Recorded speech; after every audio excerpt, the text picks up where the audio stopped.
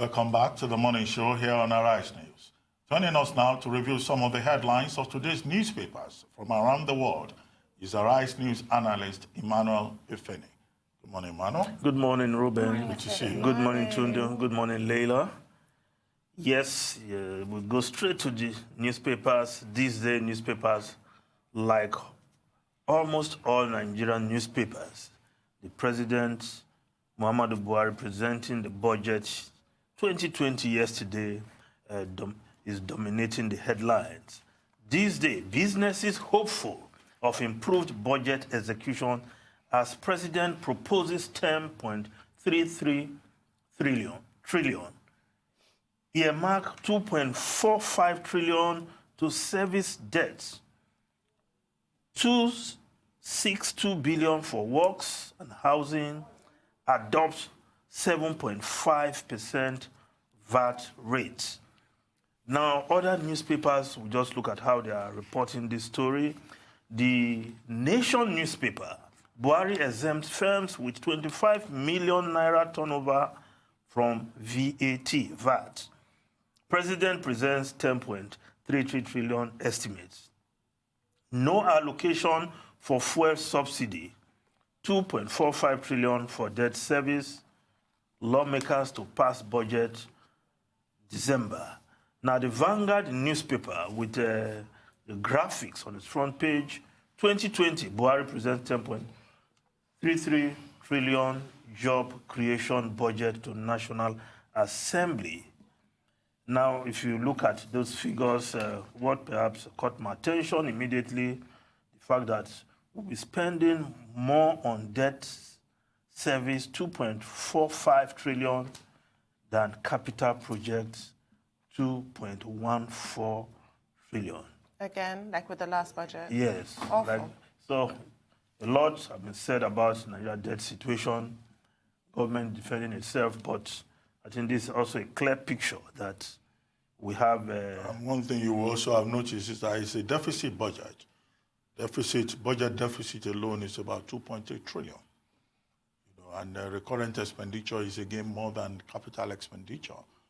And our revenue projection is based on is it $57 per barrel. Yes. Given the volatility in the oil market, what if we don't meet that? What then happens? What is the assurance that that $57 per barrel is realistic? Shouldn't we? Have we ever had realistic benchmark? Yeah. And they're always optimistic. Never. It's always a major point of contention. More so as we're just, depending on just one product. One product. We run a monocultural economy. And all projections about the diversification of the economy and increasing non-oil revenue, has not really met our projections. So, but we'd like to see what the details are when the Minister of Budget, Finance and National Planning presents the details. But on the surface of it, I think, maybe perhaps the budget is ambitious. Economics or economic thinkers will say, well, it's still very low budget in terms of, what we need, in terms of our needs. But philosophically, the president talking about sustainable growth, job creation, protecting the poor and the vulnerable, made the right, noise, saying that to be focused on growth and job creation and protect the poor and the vulnerable. I mean, we said earlier that the fiscal strategy bill, for example, expands, exemptions from VAT, and that includes basic materials that are of relevance to the poor. But when you look at it in aggregate terms, how realistic is this budget? That's the question to ask. And again, when the government says, we're likely to look at 2.93% GDP growth, would that happen? Considering, the issues we've had with GDP growth in the last few quarters and also inflation. Is it true that they will be able to keep inflation just a little above single digit? So there's a lot of optimism that has been expressed by the government. Yes. But the reality may be different. Yes, the VAT 7.5% has been contentious before the president dropped that yesterday. And it's like with the bill to that effect, that's going to be a fait accompli, that the VAT is being increased to 7.5. Yeah, but not quite, because the National Assembly will still have to consider it. Don't forget that there's another bill before the before the Senate, what they call the Communication Service Tax Bill. And what the Senate is proposing through that bill is to see how, they can tax communication services, your SMS, your MMS, your, free-to-air television, service, and then use that to replace the VAT. The VAT, so the increase in VAT. The increase in VAT. So, there's still some proposal in that direction, but we'll see what happens at the end of the day. There are two options on the table right now to get additional revenue, the VAT and the communications tax, if we just call it that. Must revenue always be from the taxation end? Must it not also come from the productivity end? So this is the I think the major challenge is to make the Nigerian economy more productive, not just at the federal level, but also at the state level. Not all these coming up with tax every day, toll gates, even if we agree that there is need to widen the tax. The people shouldn't bear the brunt. Taxation is counterproductive. Yes, but the federal government is saying that the VAT increase is to help struggling states, especially against the backdrop of the new minimum wage. So, the same poor people you are saying that but those states can be productive. All these states that just go to Abuja every month just to collect money, they are not doing the best that they can. And we've not seen enough creativity or productivity or imagination on the part of many of these governors that have taken over. They also need more money to put into making their states more productive. If they don't have enough money, they cannot pay their workers, the civil servants. You want to play devil's advocate this morning. Is it about money or about ideas, political will, competence, commitment, imagination, creativity? If you lack all of the above, no amount of money can, fill the gap. Exactly. Well, even some of the states been touted over the years as having so much IGRO, we can see that some of these states are also in shambles. Yes. Despite the money they make. A state like Lagos it's not about money. Seem to have come to a standstill. Perhaps... are we living in the same state? Are we living in the same city? Of course. What do you mean Lagos has come to a standstill? That's a political statement. Well, if it were coming from the PDP, you would say so. But it's coming from an objective analyst. Please, let's move on, Reuben. Well, the Guardian newspaper, the lead story why Buhari's 10.33 trillion budget drew knocks kudos. President presents fiscal plan to National Assembly. Now, below the photograph in front page of the Guardian, ASU 6 probe, sanction over sex for grades scandal. Now, that's the National Association of Nigerian Students gets 70 complaints to expose randy lecturers. BBC undercover journalist alleges threats to life. Now, somehow these BBC reports seem to have just jolted everybody. Whereas we've been reporting, following cases of randy lecturers harassing young ladies in the campuses. The OAU case, Obafemi Awolowo University case, that was followed through. There was a case in Ekpoma some time ago where some young ladies locked the lecturer who came to their apartment and disgraced him. He lost his job and also went to court. We've been reporting this, but somehow it's like the BBC undercover report is just what has jolted everybody into action. It was the same when the BBC did their Sweet Sweet Codeine documentary. That's when actions came out against certain things that have been around for a while. So, I mean, if the BBC Africa Eye documentaries have become a basis for people to react, then I can only see the positives in it and hope that they produce more and we get more stories out like this. Because finally we're seeing a reaction a bit too late, yes, but now hopefully things can turn in a more positive direction. Well, I mean, as I said yesterday, this again shows us the value, the importance, the relevance of investigative journalism.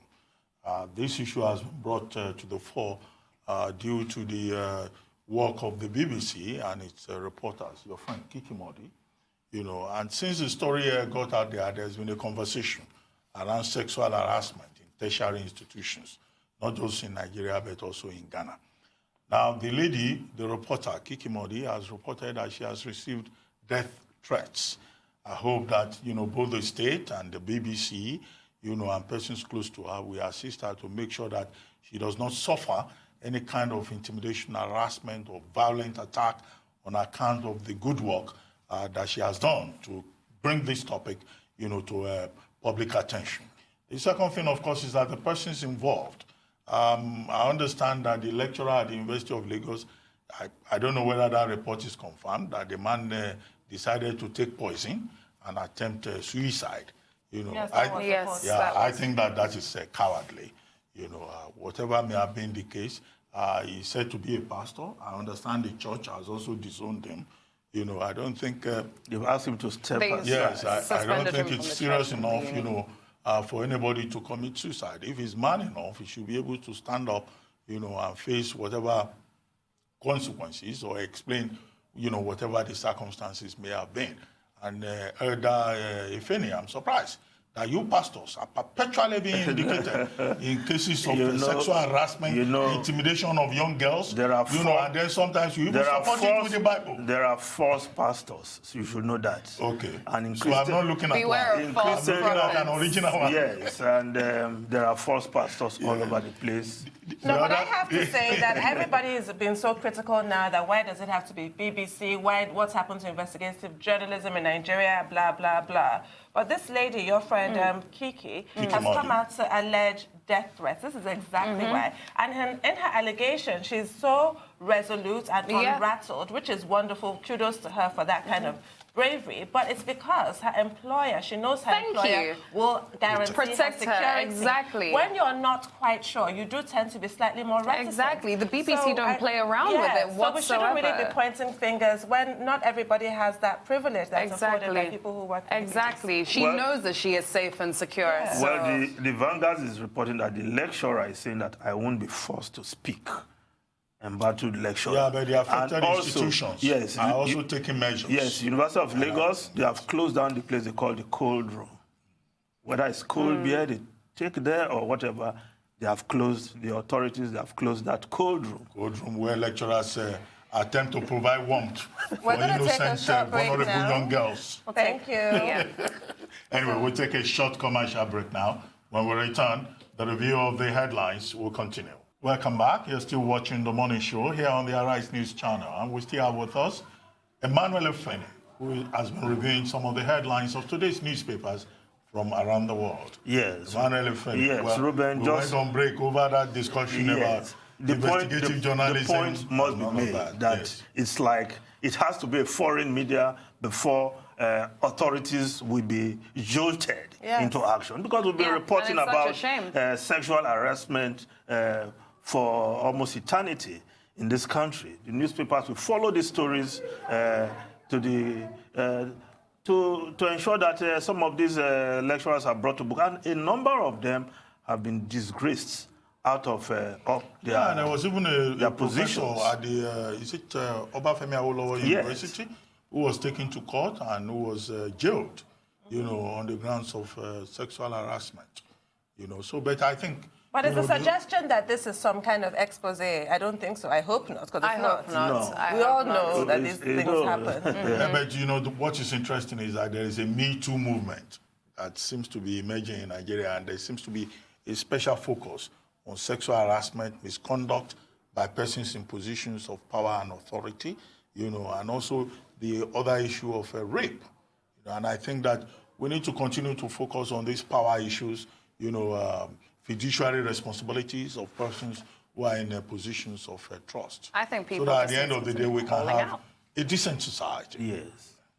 Okay, we move on to other stories. The Nigerian Tribune, the lead story expected, the budget story, federal government to spend 512 billion on power, works and housing. But above the masthead, Taraba killing caused by lack of interagency cooperation.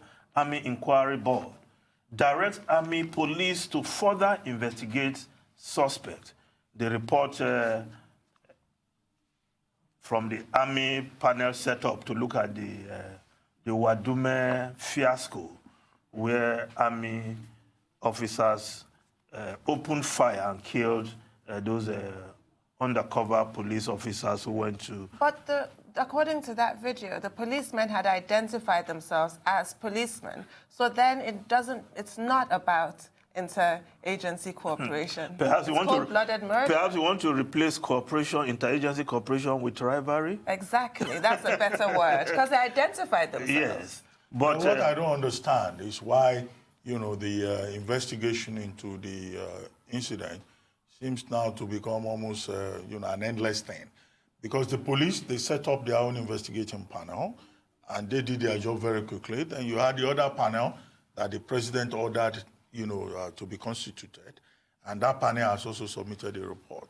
And the most important thing that we have heard from that report is that there should be further probe. What are they probing further? Already they've identified the military officer that ordered the execution, I'll use that word, of the policeman, and the release of the alleged kidnapper kingpin. So what is it that they are still further investigating? We hope that there is no attempt, in handling this matter at a cover-up. That's what it's starting to seem like, in my opinion. Because an endless probe, endless investigation, maybe, some kind of subterfuge, motivated by the expectation that maybe after some time the public will forget about it. I can name several cases this year like that have happened, we even need to in see the National persons being Assembly. taken to court in this matter. Of course. That is when we know that all this probe and investigation, there's some seriousness about it. But there never is. Look at even what happened with the case of the senator that was physically abusing the woman that they decided to call a nursing mother. Now that story's gone... All of a sudden, we seem to have forgotten about but the matter is in court. Oh, the matter is in court. But court. what happened to the panel in the Senate that was given 2 weeks? No, but the Everything matter is in went court. We didn't hear back from the The Senate will panel. of the judiciary We didn't hear back from the Senate panel. But surely, Tundun. Panels we and hope probes so. are cover-ups. We do hope so. Yes. Now the Punch newspaper, still the same story all over, but above the masthead, PID, petitioner offers to testify against ex-CJN Belgore. Recall the roles allegedly played by former Chief Justice of Nigeria, and there are petitioners who have offered to testify against him if he's taken to court about his role in assisting a foreign entity against the Nigerian state and the interest of the Nigerian people. But we'll watch to see how his matter will be treated. Then the Daily Sun newspaper fears in Abuja as gunmen in army uniform abduct 9. Kidnappers demand 90 million naira ransom. 2 policemen abducted in Rivers. 150 bandits invade Sokoto. That invasion is despite the conversations between governments in some of these states in the northwest and these bandits. Right in the Federal Capital Territory, Yes. just to show you we're not The safe last time, anywhere. Reuben, you recall, and Tundun, Laila, when there was this serious breach of security in the Federal Capital Territory, the police commissioner came out to vehemently state that there is no insecurity in the Federal Capital Territory. Look at the way these individuals were picked and taken away by people who were allegedly wearing army uniform. And now we have... so there's insecurity all over. Not even the Federal Capital Territory seem to be safe these days. Yeah. So we move on to the foreign newspapers outside the shores of Nigeria. The Times, of course, Boris Johnson and his Brexit plan. The Times, Johnson gets last chance to keep Brexit deal alive. This is the most positive, if I say, or the least negative headline about this plan. If you move over to the Guardian newspaper, the deal was doomed. Anonymous briefing by number 10's source. Angry recriminations in Brussels at Johnson's blame game strategy. EU preparing for extension that could last until next summer.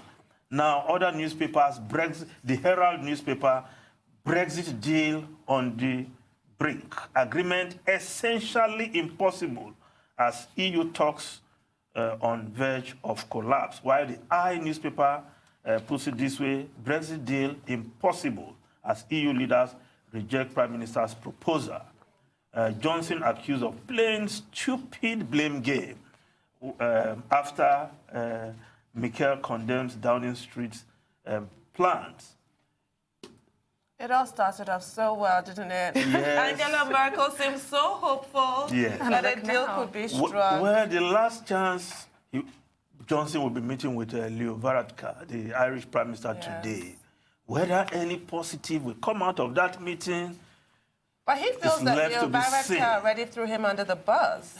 Things are quite fraught between those two. I'm not too sure Boris Johnson wants anything other than a no deal like Brexit. Yeah, he wants to crash out. You know, so that's what he wants. But can he crash out when there is the Benn Act that stops him effectively from doing so? Wow. No, the Benn Act gives him a number of conditions. Conditions that he has not shown any readiness to follow. You know, so, but we'll see how it happens. They have a crisis on their hands in the United Kingdom. We spend every day here trying to monitor the situation. But whether we like it or not, October 31 will be another major turning point. Yes. And we'll see how the matter goes one way or the other. Yes, but in Washington, Reuben, Tundun and Laila, something is happening.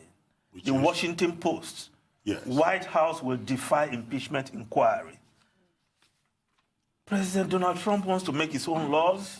Yes. While the New York Times is reporting, vowing defiance, White House says inquiry is invalid. Imagine well, but the his own objection is matched almost to the same height or degree by the resolve of the Democrats-controlled House of Representatives to say that what they are doing is within the law and the powers of the House of Representatives are derived from the Constitution, the American Constitution. Exactly. And not from the whims and caprices of President Donald Trump. They didn't just make it up. Well, absolutely. Maybe that will be tested to the limits. Perhaps the courts will come in. The U.S. is facing a constitutional crisis. Yes, because the executive and the legislature, they are now angling for who is right, who is on the side of the Constitution. So perhaps the judiciary has to settle this matter at one point. Thank you very much, Emmanuel Efeni. We'll see who blinks first between Trump and the House of Representatives. That's all on this segment of the morning show.